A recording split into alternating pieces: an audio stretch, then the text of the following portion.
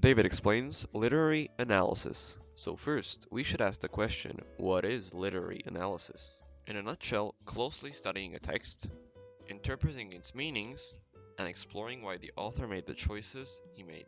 It can be applied to all forms of literary writing, such as novels, short stories, plays, poems, or any other forms of literary writing. Okay, if you thought this was gonna be like the most generic English video, well, you're wrong.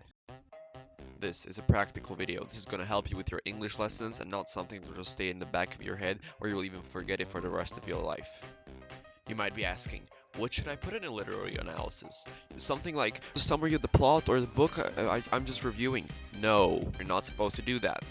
Don't get me wrong, you can summarize a plot in your literary analysis. However, it should not be focused only on the plot. You should also point out the literary devices used in the text. First, let's start with the structure. Every analysis should be divided into three parts. First, introduction, second, body paragraphs, and third, the conclusion. You might be telling yourself, haha, David, that's nice. You divided it into three parts, and what do each of these parts mean? No problem, I got you covered. Let's start with introduction. This is where you want to provide the reader the context. For example, what book are you discussing, which characters, what topic you'll be addressing. These are all things that you want to have in your introduction. When the reader will finish reading your introduction, he should have a good idea what the analysis is going to be about. Let's move to body paragraphs. This part should be biggest of the three. It should contain everything, every single part you want to discuss, you want to analyze the text. It should be done in this part. Now, let's move to the conclusion. This is the part where you do not want to introduce anything new. Here, you want to close off the whole analysis. Remember, you do not want to summarize the articles. You want to only close it off. If you summarize them, remember, if the reader read the essay 30 seconds ago, he's not going to forget all of it. Now, let's get to the specifics. If you're an MYP student, the amount of details and the way you should write your analysis differs from year to year. I can see you turning off this video right now. I swear to God, don't. Keep watching.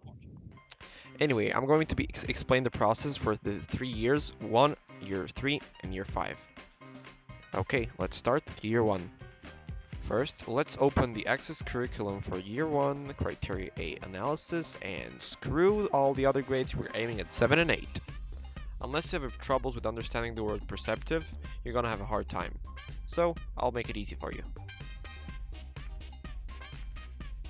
Well, there you go. First 2 points. Easy 7-8. Let's move to the other two. Point 3. Pretty straightforward. Just give detailed explanation about everything. And the last point, just compare and contrast the features within the text. Nothing between text because you're analyzing one text, but only one. Easy. Now, moving to year 3 students. A little bit more complicated, but still nothing hard. First point, just explain it and just analyze the text the best you can, the best of your abilities. The usage of language and the structure are the things that count most. The last 2 points are the same as before, only a little bit more advanced. Just do it better. The point is the same. Yeah, and let's move to the last year, which is year 5, and holy shit, there's a lot of stuff right there. Okay, this is the moment where the things are getting a little bit tricky here. The first point, it's pretty much the same. Just use the language the best you can, structure it as nicely as you can. However, the second point, that's the tricky part. You're supposed to show, or at least like analyze, what the author of your piece, either if it was poetry or if it was a book, you need to analyze what was the point, or like who the reader was, and why did the author write it in a way that it would target a certain reader.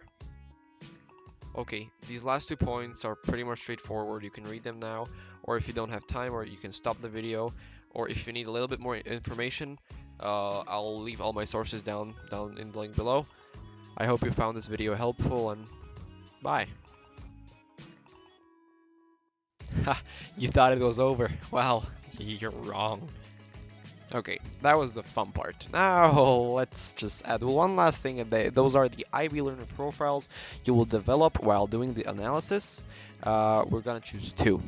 So the first one is thinkers, obviously, because you apply problem-solving skills throughout the whole process. You're gonna think until steam is gonna run out of your ears, believe me.